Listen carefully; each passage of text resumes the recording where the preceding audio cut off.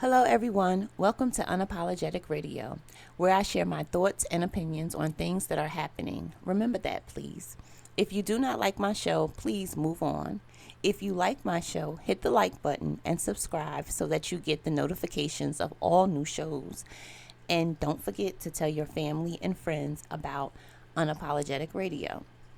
So, I wanted to wait and listen to the reports and see what exactly was going on, and so that I could give you a full story about Stephen Twitch Boss, the dancer turned DJ for the Ellen DeGeneres show, and who I believe Ellen just made him an executive director recently, died on December 13th, 2022.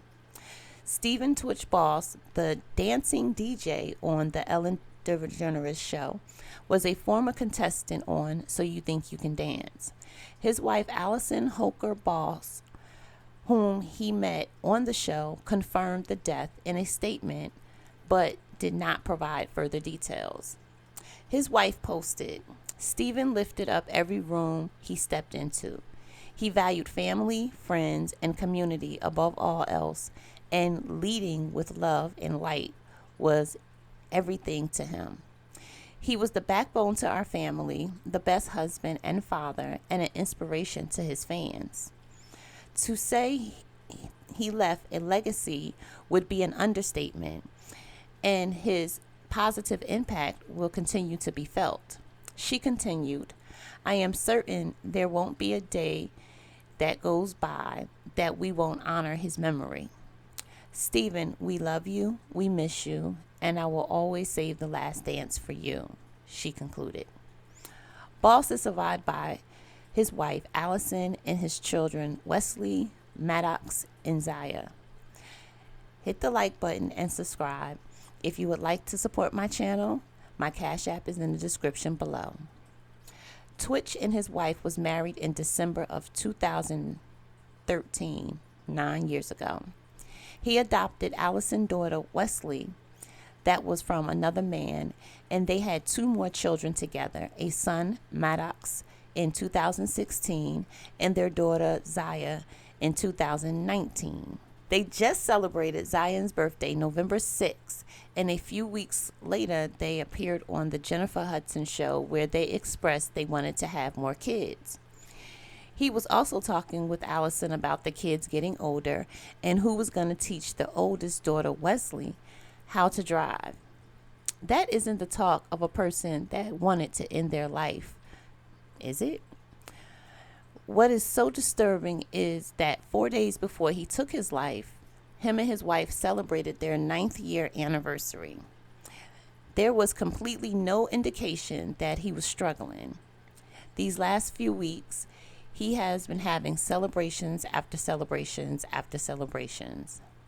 A former colleague from the Ellen show made a statement that said, "This is a shock. He was a massive part of the Ellen's team. He was part of a team."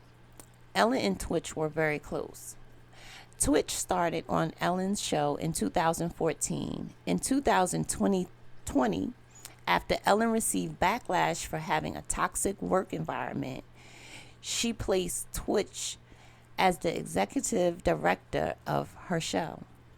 Now, I am waiting and I am wondering when someone is going to say that this was a sacrifice, because y'all remember she just announced him as being the executive director with the show. I was and still am wondering, when will this come out? It has been said consistently that this suicide has put people at a loss for words. It is out of character for him. On Monday, December 12, 2022, Twitch checked into a modest Oak Tree Inn that was located 14 miles away from his home. He took an Uber rather than drive. On Tuesday, December 13th, 2022, Twitch's body was found in an Oak Tree Inn by the maid. The body was in the bathroom of room 249. Now, which does stick out to me is that he was said to have had a single gunshot wound. Why didn't anyone hear the gunshot? The owner of the hotel did answer that question in an interview that I seen, and he said that the hotel is located on a busy street. But why didn't the people to the left, to the right, above, or beneath him hear anything, especially a gunshot?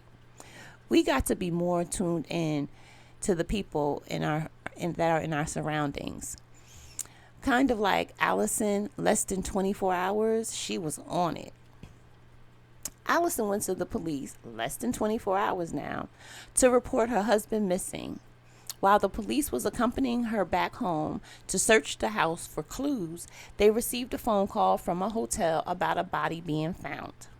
It was later revealed that there was a suicide note left, but it only described past issues he had been dealing with, nothing recent. Now remember, my channel is about teaching as well as gossip, and during, every once in a while you're going to hear my rants. I will try to find the lesson in everything, or it may just be a rant. I'm human, and I'm just like the next person. No matter what is coming out of my mouth, this is a lesson we need to take from Twitch's story and the 40 years that he spent here with us on earth. People, suicide is real. There is a lot of people out here that are suffering and that are going through things that we don't even know about. People are killing one another in back of some of the dumbest shit. If you look at them wrong, if you say something, and people aren't built the way that they used to be anymore. People are not built with tough skin.